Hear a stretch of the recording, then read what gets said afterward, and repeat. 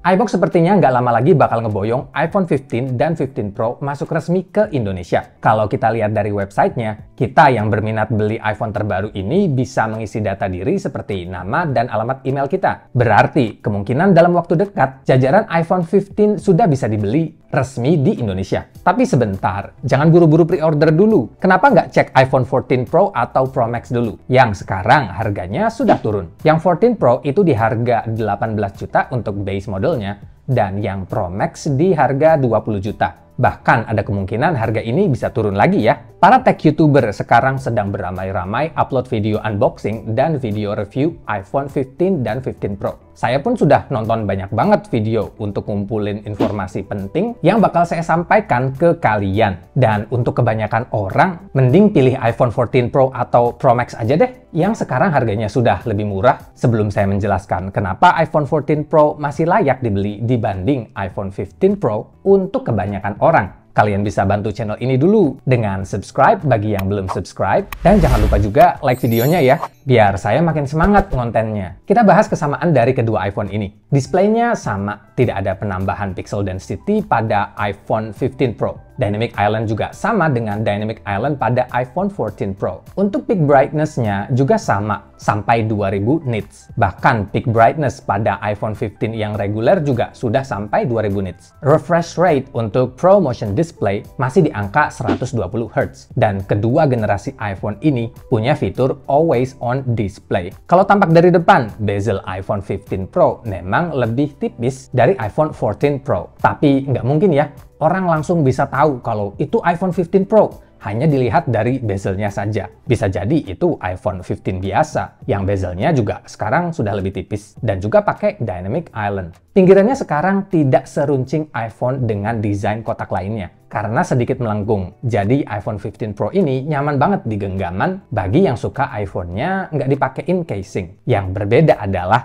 material pinggirannya sekarang sudah nggak pakai stainless steel lagi, tapi sudah pakai titanium yang juga kuat, tapi bobotnya lebih ringan. Ya memang sih, kebanyakan dari orang nggak bakal tahu ya kalau kita itu pakai iPhone 14 Pro atau 15 Pro hanya dari pinggirannya saja. Karena kebanyakan dari kita pasti iPhone-nya dipakein casing. Jadi yang kelihatan cuma kamera bobanya aja. Tapi banyak orang lebih pilih iPhone 14 Pro dibandingkan yang Pro Max. Karena iPhone 14 Pro Max itu berat banget di tangan. Belum lagi ketambahan casing tebal dan tempered glass. Rasanya kayak lagi angkat barbel aja kalau kita pegang iPhone 14 Pro Max. Nah, dengan material titanium ini, kalian yang sebelumnya lebih pilih iPhone seri Pro ketimbang Pro Max karena terlalu berat, sekarang iPhone 15 Pro Max nggak seberat iPhone 14 Pro Max. Dan banyak YouTuber yang bilang perbedaan beratnya itu terasa banget loh. Tapi bagi kalian yang nggak masalah deh dengan bobot iPhone 14 Pro atau Pro Max yang lebih berat, ya beli iPhone 14 Pro atau Pro Max aja. Hitung-hitung latihan angkat beban ya setiap harinya. Lagian sekilas kedua seri ini sama persis kok. Kecuali kalau kalian mungkin belinya yang warna titanium. Karena warna ini jadi warna unggulan untuk iPhone seri Pro tahun ini. Kalau tahun kemarin kan deep purple ya. Sekarang kita bahas kameranya. Sensor kamera yang digunakan pada iPhone 15 Pro itu sama aja dengan sensor kamera yang dipakai iPhone 14 Pro. Baik dari kamera utama, kamera telefoto, kamera ultrawide, dan juga kamera depannya. Kecuali kamera telefoto pada iPhone 15 Pro Max yang sekarang bisa ngezoom sampai 5 kali optical zoom berkat adanya tetra prisma pada kamera telefotonya. Dan Apple mengklaim itu setara dengan lensa 120 mm.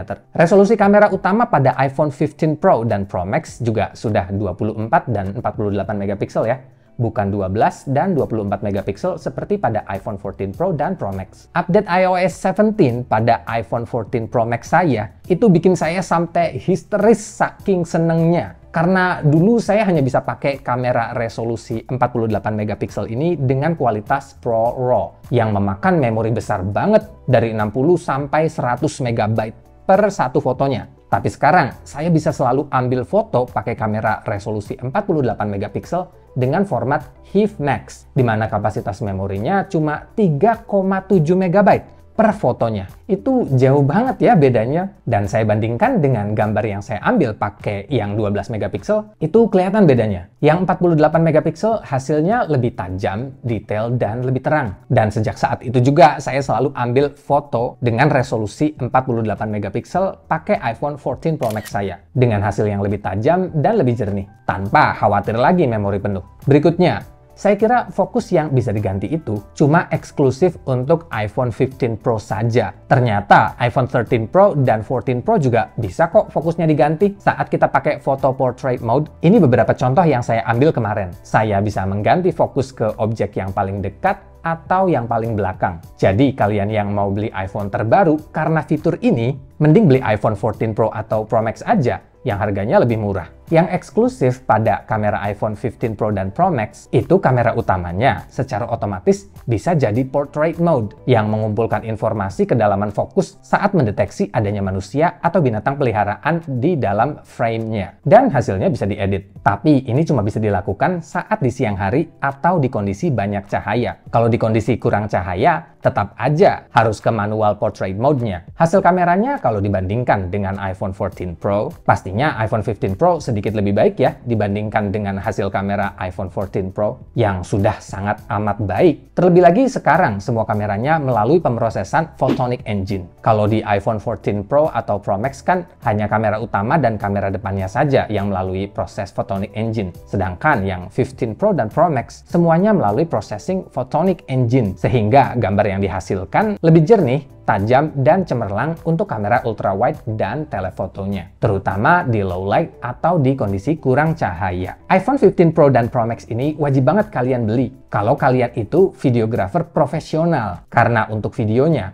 iPhone 15 Pro dan Pro Max bisa merekam dengan format ProRes Log, di mana para videographer bisa merekam yang hasil gambarnya itu kayak pucat, namun menyimpan banyak data warna di dalamnya. Jadi, mereka bisa leluasa mengatur warna yang mereka buat sesuai dengan settingan color grading yang mereka inginkan. Tapi kan perekaman ProRes itu kapasitasnya gede banget ya. Tenang, iPhone 15 Pro dan Pro Max kan sudah pakai USB Type-C port. Jadi, kalian para videographer bisa merekam video kualitas ProRes Log dengan resolusi sampai 4K up to 60 fps yang hasilnya bisa langsung tersimpan di memori eksternal. Jadi nggak ada lagi tuh cerita memori penuh karena merekam video ProRes. Ngomongin tentang USB Type-C port pada iPhone 15 Pro, kecepatan portnya itu bisa sampai 10 gigabits per second ya, sama seperti USB-C port pada iPad Air 5. Tapi untuk dapetin kecepatan transfer 10 gigabits ini, kita harus beli kabelnya sendiri, karena kabel bawaannya itu kecepatan transfernya sama aja dengan kabel yang Lightning. Marques Brownlee atau MKBHD di video reviewnya menjelaskan bahwa iPhone 15 Pro itu bisa charge iPhone lain yang masih pakai Lightning port. Dan untuk yang sama-sama pakai USB Type-C port, iPhone yang punya baterai lebih banyak yang akan nge-charge iPhone dengan baterai yang lebih sedikit. Dan yang terakhir, tentang performa chipset yang digunakan, yaitu A17 Pro, bukan Bionic lagi. Apple mengklaim bahwa chipset ini 10% lebih cepat dari A16 Bionic untuk CPU-nya dan 20% lebih cepat pada GPU-nya karena A17 Pro punya 6-core GPU. Dengan chipset ini, kita bisa main game konsol langsung dari iPhone 15 Pro dan Pro Max versi PC aslinya. Jadi bukan versi mobile-nya ya.